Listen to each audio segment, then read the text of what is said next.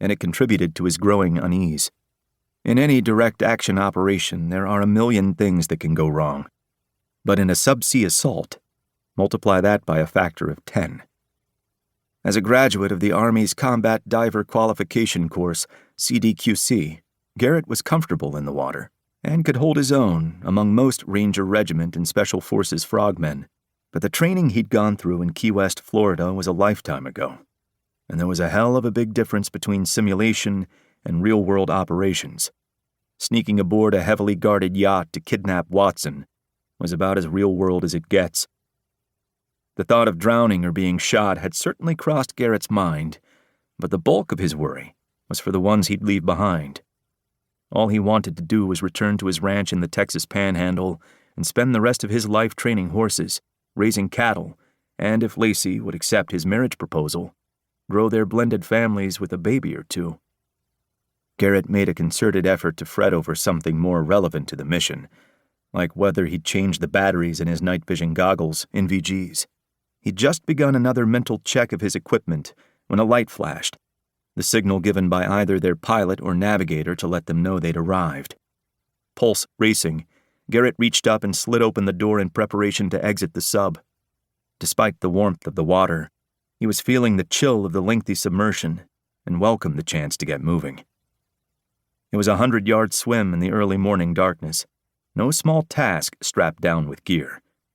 In addition to primary and secondary weapons, which included his DEA-issued LWRCI 6.8 rifle and a silenced Glock 17, Garrett would take an extra dive helmet and rebreather for the traitor Watson, whom they were bringing to justice. This spy gone awry was behind the brutal interrogation of another CIA operations officer named Kim Manning, their mission commander, and Garrett's dear friend. For this reason, and a whole host of others, Watson wouldn't get off easy with a bullet to the head. He'd answer to Kim, face to face. Hatch doors open. Garrett grabbed his rifle and latched it to his chest with a carabiner. Armed and ready, he rose to a crouch and followed Mario's lead, pushing off the floor to the outside.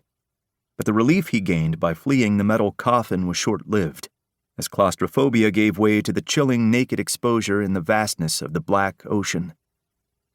Garrett flutter-kicked away and caught up with Mario, who was already a few yards ahead.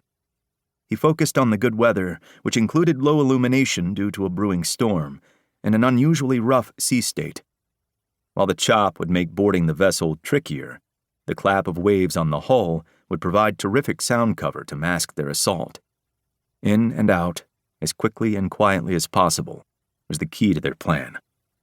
They'd rehearsed it over and over with every contingency imaginable. But as they used to say back in Iraq and Afghanistan, the enemy gets a vote too.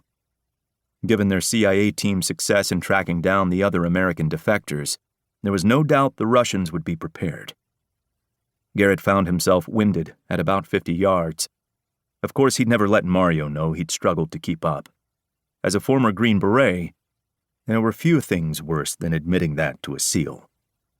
When they reached the transom, Mario pulled his secondary weapon first, a silenced Sig Sauer P226.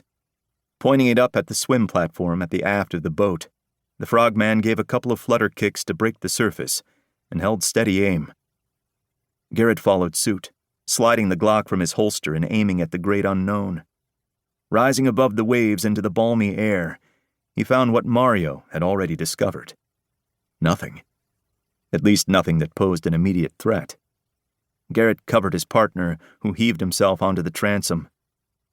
Cleared of any visible danger, Mario turned and offered a hand. A clasp of his wrist and a swift tug put them both on board. After slipping off his dive helmet and rebreather, Garrett removed his fins, secured them to a carabiner, and tossed them over his right shoulder. Met by the pungent stench of wet cigarette ash, Garrett sucked in a couple of big breaths through his mouth and glanced around. The glint of at least a dozen crushed beer cans and a couple of rum bottles littered the aft deck. Given the engine troubles, Garrett had fully prepared for the mercenaries to be on full alert. But in the small hours and pitch blackness of the empty ocean, Watson and his minders had already let down their guard. And what they must have assumed would be smooth sailing to the friendly shores of Cuba, the celebration had already started.